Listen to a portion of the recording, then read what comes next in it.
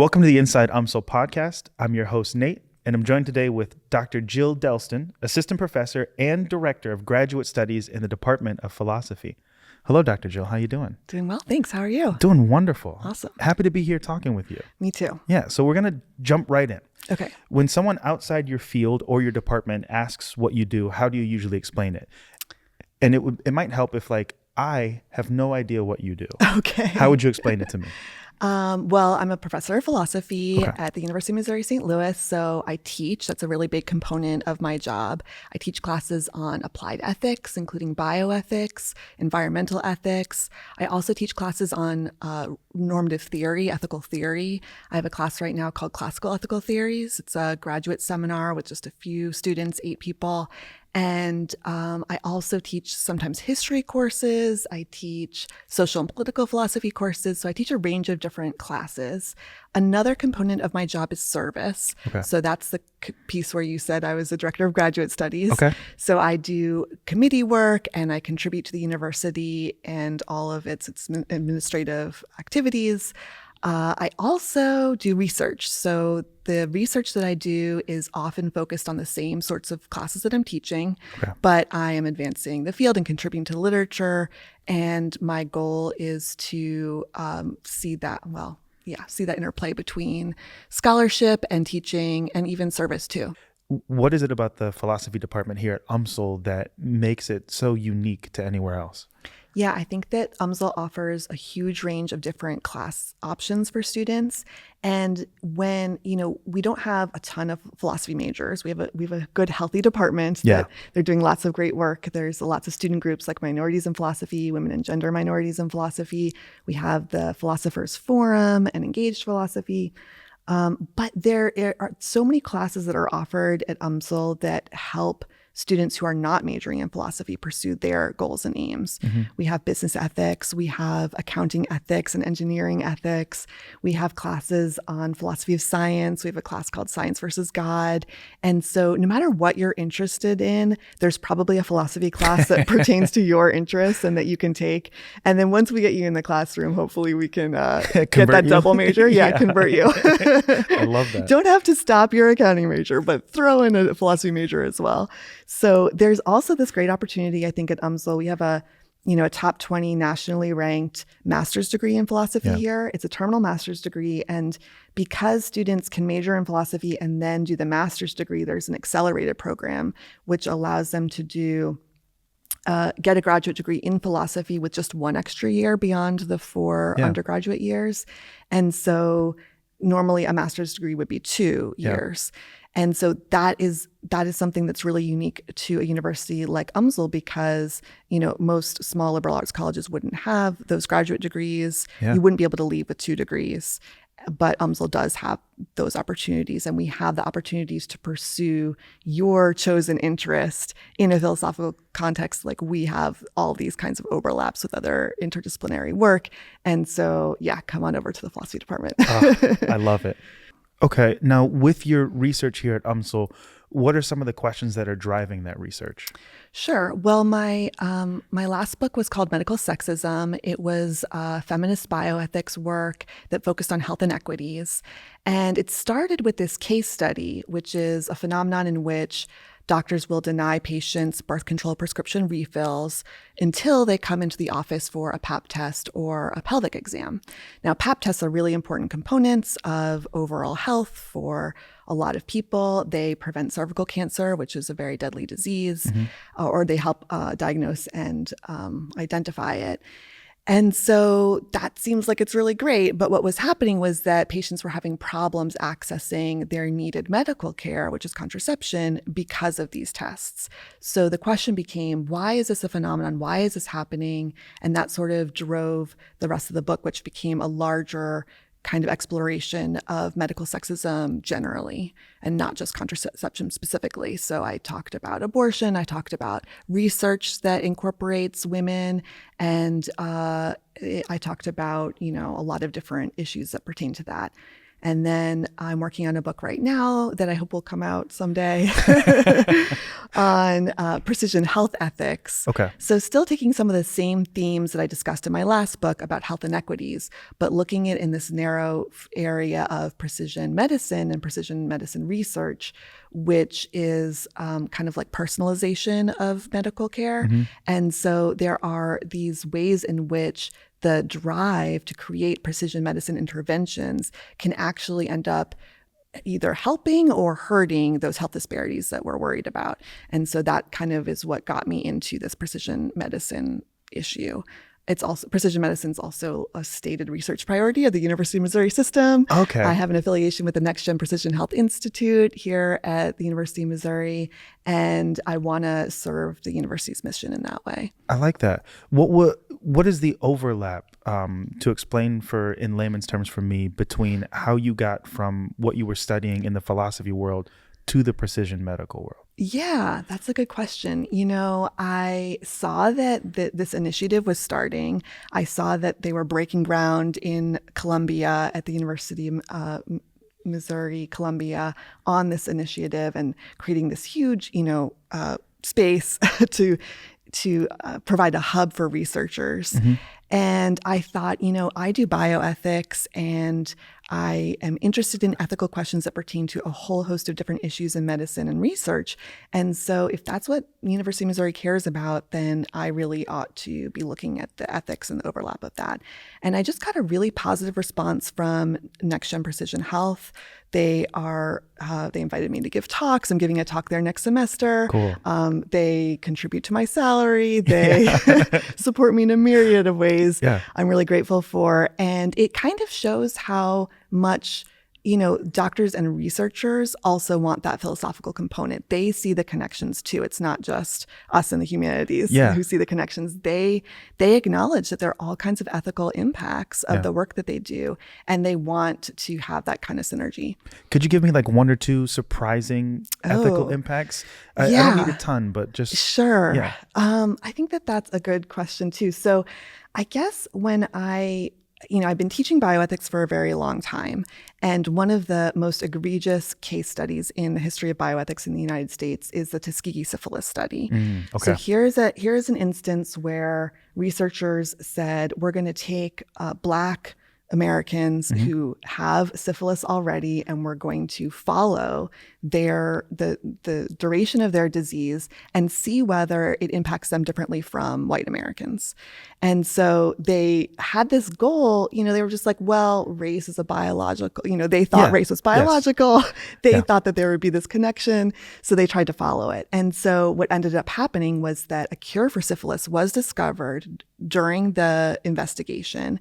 And because they were interested in the progression of the disease in their research subjects, they denied it to the individuals who were research subjects. They said, they did all kinds of weird machinations to ensure that these people didn't get the cure, which of course meant there were impacts on their families. Many people died. And so I taught that case study for a long time. Yeah. It led to the Belmont Report, which is a protection for research subjects in the United States. It is an emphasis on ethical approaches and is meant to, stop something like the Tuskegee syphilis study from ever happening again. But what I didn't view it as was precision medicine. But I think that when I started working on precision medicine, I thought, well, hey, they're trying to subgroup out and look at subspecialties within a larger population. They thought they were going to probably get a precision result. So actually, there are all these connections between stuff that was happening a long time ago and the kind of work that we're doing now.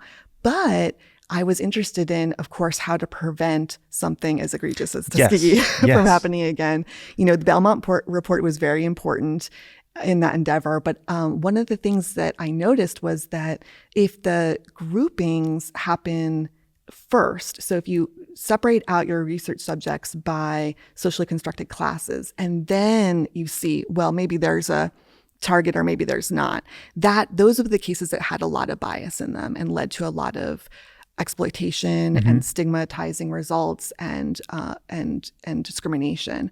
Whereas if you hypothesized a biological component, which of course there is no biological basis for race, and it wouldn't lead to a racial grouping, then you could sort of prevent against some of these biases. So I was seeking I was seeking a way to address those sorts of biases, and it led me, I think, to propose maybe a narrower definition of precision medicine, or provide more direction to researchers or scientists or medical providers who want to give medical care in an unbiased way.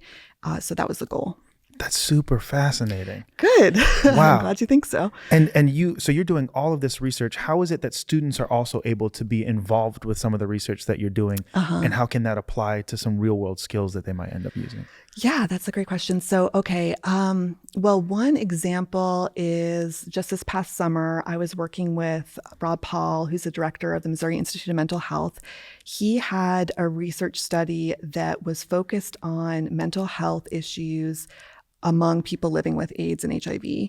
And his goal was to try and figure out those biological targets of the mental health and cognitive disparities that we see among this population of people living with HIV. And so he ended up getting a lot of money from the NIH, and he brought me on as an ethicist. And when he brought me on as an ethicist, I was able to bring on a couple of graduate students to help with the research. And so what we did was we took their particular research aims. We looked at it from an ethical angle. We were using, scholarship and co-authorship across many different universities. It was a very interdisciplinary project. It was a very inter-campus project. And so because, like I said, these researchers and scientists really are interested in the ethical impacts of their work, that meant that I was able to contribute and bring some students along with that. I also, of course, I've got TAs in my classes. They're helping me grade. They're helping me run the courses. And they are, of course, thinking about these issues and meeting with undergraduates. And the undergraduates themselves, of course, are in my classes asking those important questions, discussing the issues. One of my undergraduates read my manuscript before it was published last year. So they are very engaged. They're very interested in this work. And I hope they'll take that skill set they get at UMSL. A lot of your research seems to be more on the heavy isn't the correct word, but complicated ideas that you're digging into. It seems like this requires a very strong sense of leadership and a strong sense of self. What are some of those leadership qualities that you use when diving into things like the Tuskegee experiment that went on and the being on the edge of precision medical research? Like what kind of leadership do you use to continue to pursue what you think is the truth? Yeah, I think that when I don't always think about leadership in those ways. But when I pursue these topics, I'm really interested in having an application to the philosophical theories and concepts that I'm investigating. And so of course, I'm always looking for an impact. I don't want to just be tucked away in the ivory tower thinking about issues. I want to have an impact on the world. And for that reason, it really matters that I'm discussing issues that I see are, a problem and seeking to address that problem. So that's kind of the advice that I give my students. A lot of students, when they're thinking about what major they should have or what career they should have, they want to just do what they're good at, and they think that that should be the goal. But I always try and tell people to focus on what's the need? Where is the need that you see? Because if you just try and focus on, finding something that you're really good at, first of all, there might not be an opportunity for you to do that thing. And second of all, it introduces all these issues of imposter syndrome and bias that I think can come up in those questions. Am I good enough? That's irrelevant if you just are noticing that there is a need that has to be met and attempting to fill that need because you think it's really important. So I think that the issues can kind of help direct us, and the problems that we see can help sort of navigate those questions of leadership. So identifying the problems and doing your best to solve them. Yeah, exactly. What are some qualitative descriptions of a leader, like a strong leader to you? Oh, okay, good. We're doing in classical ethical theories this semester. We just finished Aristotle, who worked on, who was known for his virtue ethics. And he thought virtues were really valuable in doing everything that we do. And so he talks about courage and honesty, authenticity, I think is really important. And also other regarding virtues like, altruism and beneficence, I think are really, really crucial. And so I think that there are good ways and bad ways, of course, of engaging in leadership. And so if we are, authentic and honest, and we try and avoid exploitation and bias, and we try and help others, I think that's going to go a long way towards ensuring that the work that we do is beneficial. I like that a lot. And that kind of bled into the question I was going to ask next about when it comes to impacting the future, like the next cohort of people who are going to be stepping out and doing the work you do, kind of picking up the baton, the difference between a strong leader and a weak leader in that sense of what you're trying to do. What would it look like for someone to be a strong leader making an impact in the future and what you're currently pushing forward?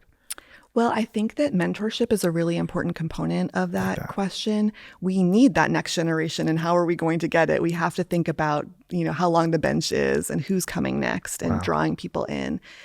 So I wrote a paper on what I call micro affirmations, which are just small moments of inclusion and, compliments that sort of bring people in. I think that can really shape somebody's self-identity, but I also think that those moments are inequitably distributed. So some people might experience a lot of micro affirmations in their life, and some people very few. We often talk about microaggressions, which are another type of micro inequity, and how those are distributed across society, which is also incredibly important and can lead to feelings of, lack of belonging or, not lack of inclusion. But microaffirmations, should not be overlooked. How are we microaffirming? How are we mentoring? How are we supporting that next generation? And I think a lot of leadership really is letting people shine, letting people pursue their passions and experience their self-directed goals and, come into their expertise. And so I think that's a really big part of it. We're going to be working in a coalition. And so we want a lot of perspectives. We want a lot of ideas. We want a lot of skill sets. And so the way to do that, I think, is to, think about leadership as a way of bringing in and supporting that kind of, This is the first time I've ever heard the term microaffirmation. Oh, good. I've always heard microaggressions. I've never heard microaffirmations. I think that's really I think it's really impressive. overlooked. It comes from psychology, and in psychology, people are talking about that. And when they talk about it, they often look at the impact on our psyche. But of course, I'm looking at it from an ethical perspective and from a political perspective. What is the ethics of that? Are we paying attention to our microaffirmations? Are we noticing the ways that we're distributing our praise? And if not, it's going to end up being inequitable. Wow. I like that a lot. I'm gonna be chewing on that in my brain for a long time. I'll send you the paper. I would love to read that paper. Great. Now, when it comes to leading in this fascinating area of research that you're doing, it seems like there are a lot of complicated answers, complex ways of getting to what the correct thing might be, which means that there's going to be some difficult decisions or difficult things to talk about. How do you navigate the complexities of the work that you're doing? Like, how does that work? That's difficult. I mean, philosophy is all about nuance. We love a distinction in philosophy, even if it's a distinction without a difference. But I think that question about nuance is kind of the reason why expertise is needed and important in these kinds of areas when we're addressing ethical issues or inequities or bias in the world. We do need expertise and we do need scholarship working in this area just because it's so complex. So one problem for me with philosophy is that I'm incredibly indecisive. I can always see a million different sides of the issue, and I find them all compelling, and I think that that's really challenging. But I also think it can strengthen a view, because if you're considering what other people are objecting to you for, or if you're considering the other side, then you are able to resist a straw person argument. You're able to strengthen your approach. My ideas have definitely shifted over time. There are some publications that I wrote 10 years ago that now I have no idea if I hold that view. Wow. So it is going to, I think we should allow ourselves that maybe intellectual humility or that ability to change our minds, keep that open-mindedness, because we can be wrong. We can be really wrong. Wow. I'm very much enjoying this conversation. Oh, good. Me too. So are there any experiences or moments in your own journey that have helped shape the kind of leader that you've become? I think to my mentors and the people who have helped me through my career, my last chair, he sat me down and was like, hey, you should really be working on precision medicine. That's so cool. That was such a helpful conversation, right? Yeah. And I also have had great peers and students who have really been passionate about their work and just given me such a powerful example and paradigm for how to do it and how to do it right. And so teaching their scholarship, reading their scholarship, I think, and noticing the ways in which they find an issue that needs to be addressed and try and contribute to that issue is so powerful. So really that kind of leading by example, I think, is what I would point to. Yeah. And then are there any resources that you're using to continue growing in your leadership and the ways that you operate? Sure. I am working with different departments at the University of Missouri St. Louis. So I am co-authoring with a professor in social work right now, and I work with gender studies. Yeah. I work with nursing and other departments across the university. I mentioned the Missouri Institute of Mental Health and the Next Gen Precision Health Initiative. There's also the University of Missouri Health Ethics Committee on Health Ethics. And so when I see the kinds of energy and resources they bring to the table, I think it's just helpful to kind of combine skill sets and I think it's really useful to sort of work together in that way. We are all sort of under-resourced at a public university, but we can work together and we can bring our drive and energy to the issues. And so I would point to the work that is happening in my department and across the university. That's so cool. What do you love most about being here at UMSL and St. Louis community as a whole? Sure. Well, I love at UMSL how meaningful it is to be in that classroom with students who really want to be there. Often they're paying their own way. They are overcoming incredible obstacles to be in the classroom. They are often supporting their families. Traditionally, the notion of a college student is that their families are supporting them. But often at the University of Missouri St. Louis, that's not the case. They are supporting their parents, their siblings. They're providing childcare or elder care. There's a lot of work that they have to do outside the classroom. I think that makes my work more meaningful, and I think that brings the perspective that they share in the classroom so much more import, so much significance. And it really makes what I do fun and interesting and exciting and rewarding. And so I'm really grateful to be in an environment like this where, students they don't have a ton of privilege, they don't have a ton of background, but they're here because they want to be, that they worked really hard to get here, and they have the drive to finish, which is inspiring. What do you hope for the future of your students? Yeah, I hope that they do find a way to contribute to society that's productive and valuable and that they find meaningful. A lot of people talk with leadership about burnout, but if what you're doing is giving you life and supporting what you take as to be the meaning of your life, then it can sort of address some of that burnout. Now, burnout is a societal issue and not just an individual issue. So having those resources and having support networks is going to be a broader contextualized concern. But I also think that what I hope for my students is to find that meaningful work and to use a skill set that they take away from a philosophy class, close textual reading, understanding the nuances, having that kind of dialogue and conversation with others, critical thinking, ethical thinking. I hope they take those skills in whatever direction they end up pursuing. Oh, that's awesome. This is my final question on here. If you had a free weekend in St. Louis with no obligations, where would you go and what would you do? Well, my family just went to the City Museum. We had a great time. That is such a unique place in St. Louis. I've never been. What is it like? The City Museum? Oh my gosh. You have to go. It is this playground for kids and adults. It is just, there's like caves you can get stuck in. There's multi-story slides. You can climb into a school bus that's hanging over the edge of the building. It's wild. The person who created it is some kind of genius and also did not care about lawsuits. So I see people walk in with knee pads on there. They know they're going to be crawling around, in weird spaces, and they came prepared. So I would definitely recommend the City Museum. Okay.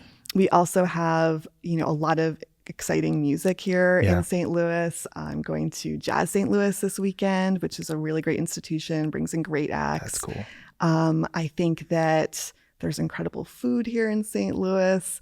I love, there are lots of different restaurants that I appreciate. We've got Frida's and Bombay Food Junkies, and there's a lot of like vegan and vegetarian restaurants, which you wouldn't think Interesting, yeah. would be here, but they are really strong, menus and really, really interesting food. So I'm grateful for that as well. Awesome. Well, thank you so much for joining me. Yeah, thank you so much for having me. Yeah, I really enjoyed this conversation. Oh, good. Yeah, me too. Thanks.